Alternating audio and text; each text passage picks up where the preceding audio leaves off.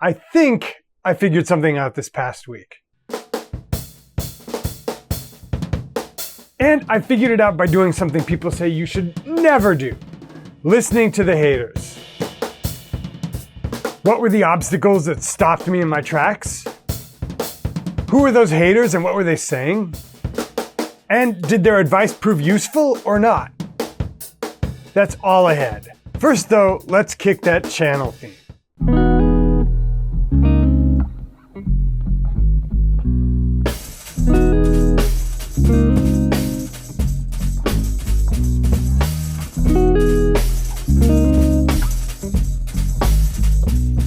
Ever want to play the drums faster? Like Tony Royster? Or Eric Moore?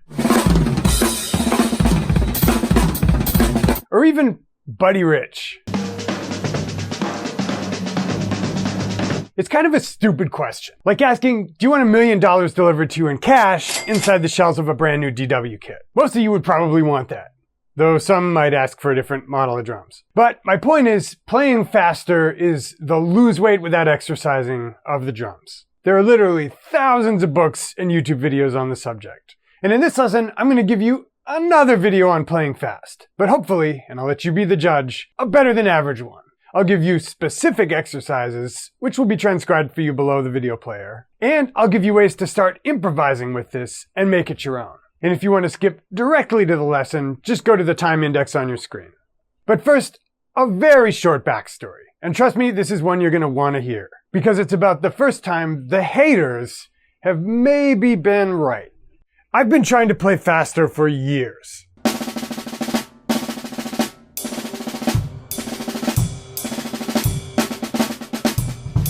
With mixed success.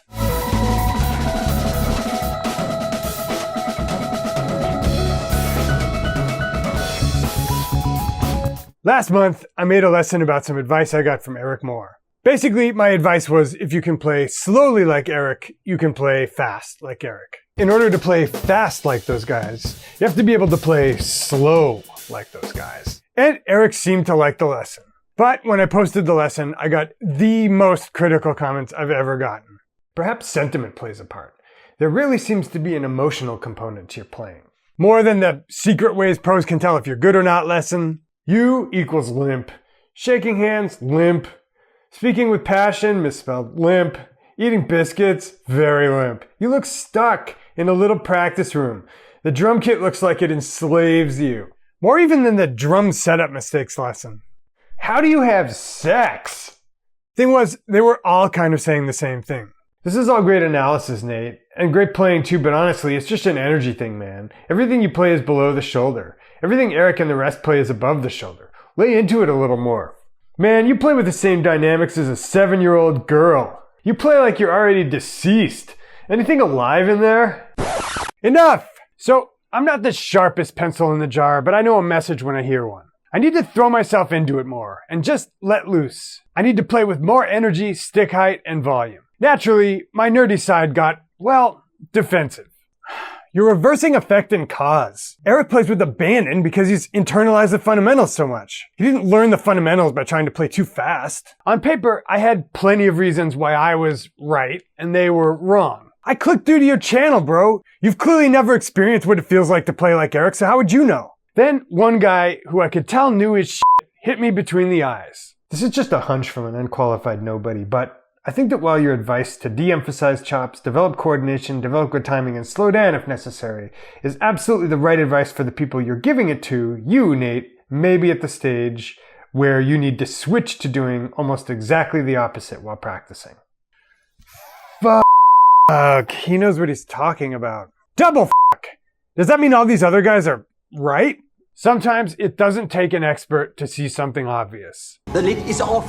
The stack is burning. You're confused. RBMK reactor cores don't explode. Okay, so they were right. But what was I supposed to do about it?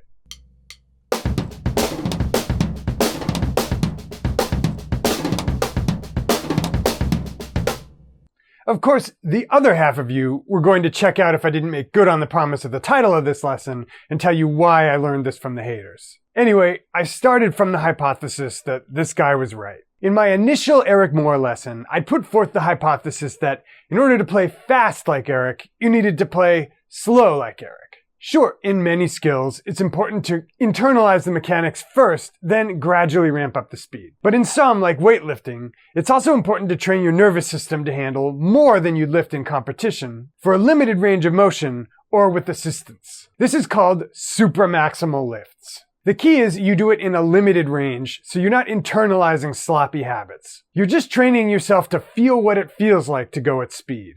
Ages ago, when I learned classical snare drum in college, there was an exercise to increase the speed of your single strokes. Instead of playing constant singles and just ratcheting up the speed,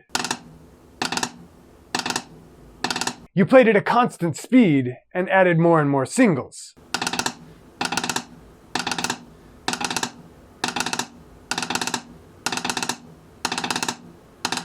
So there's a principle behind this. So I decided to play with it. The big question though, which I'll try to answer by the end of this lesson was, did it work? First though, the exercises. So the first exercise will simulate a sprint of doubled triplets against a pulse of triplets. 3, 4.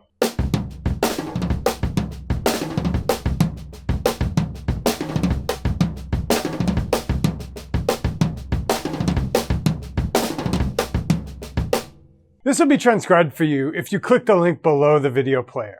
The great thing about this exercise is that it simulates having to do a run around the drums pretty quickly, but it's short enough that you probably won't develop any bad habits. You can play it loudly, as the commenters suggest, or you can add more notes to it, just like the single stroke sprint exercise. 3, 4.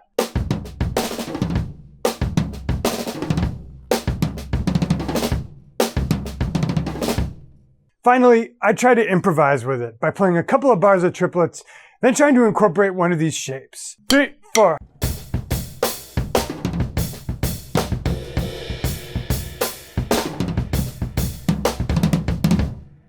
This isn't just abstract though. There are tons of exercises that don't necessarily mimic anything you'd really do around the kit. But one of the easiest ways to incorporate singles is as a kind of surge at a higher subdivision than a phrase you're already playing, as Dennis Chambers does here.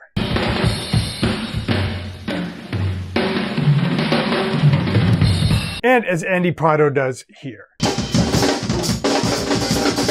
The nice thing about that is there are only two ways to surge against a normal subdivision. You can double the existing subdivision, as we just did, with those doubled triplets against a triplet bass, and as you might do by playing 30 seconds against a bass of 16ths.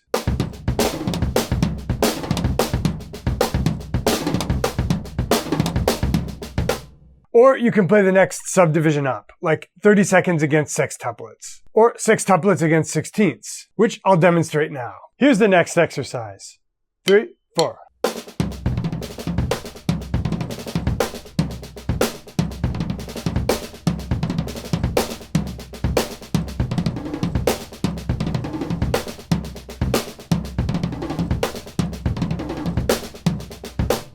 Again, this is not abstract at all. In fact, here's Andy Prado doing it. Triples are great for going from one drum back to the other because the lead hand changes every 3. Whereas duples are better for going up or down because they're all in one direction. Of course, you can do whatever you want, but these guidelines will make it easier. This one, we're going to orchestrate to different drums. 3, 4.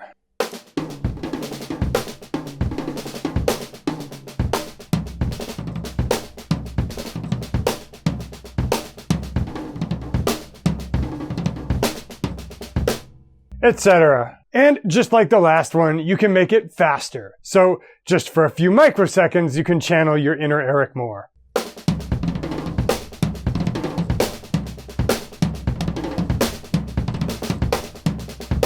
The next variation is to make the fast part longer. 3, 4.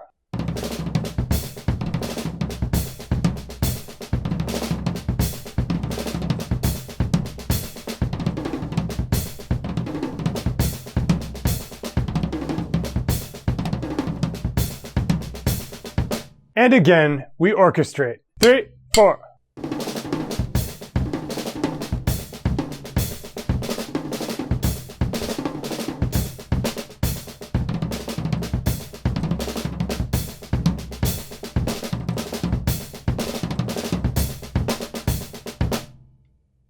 Hand speed won't be the limitation here. It's getting your hands from one drum to another without getting tense, which will.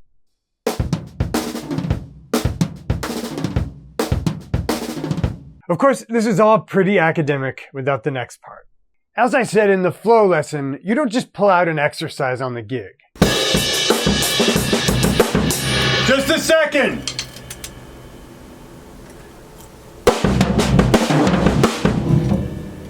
So that means you have to learn to improvise with these. I do this in stages. First, I'd improvise just a few bars, then come back to the written exercise, as I'm demonstrating here.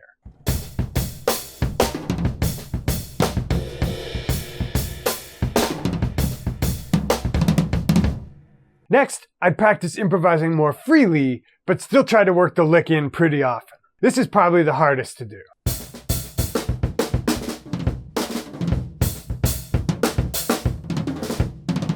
Finally, I just improvise freely and see if the lick, or something like it, comes out in my playing.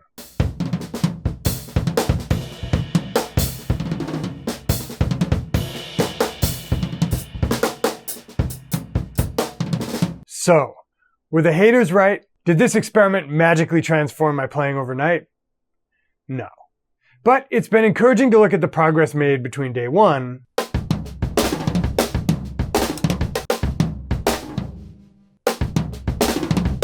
day 2,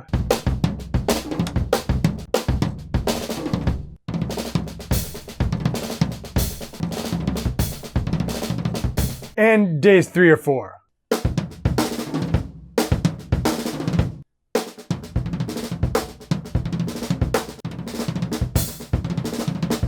There's a quote that people like to attribute to John Maynard Keynes, which he probably didn't say, but I still like it. It goes, "When the facts change, I change my mind."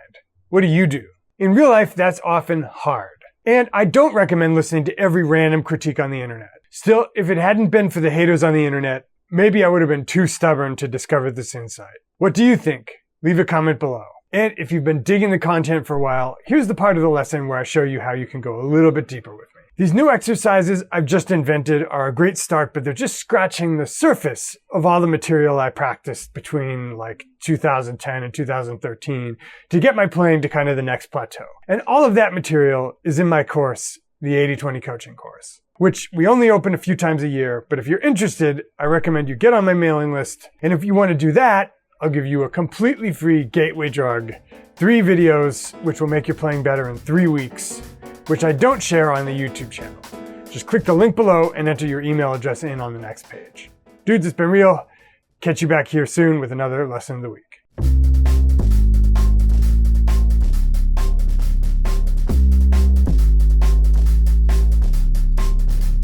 3, 4.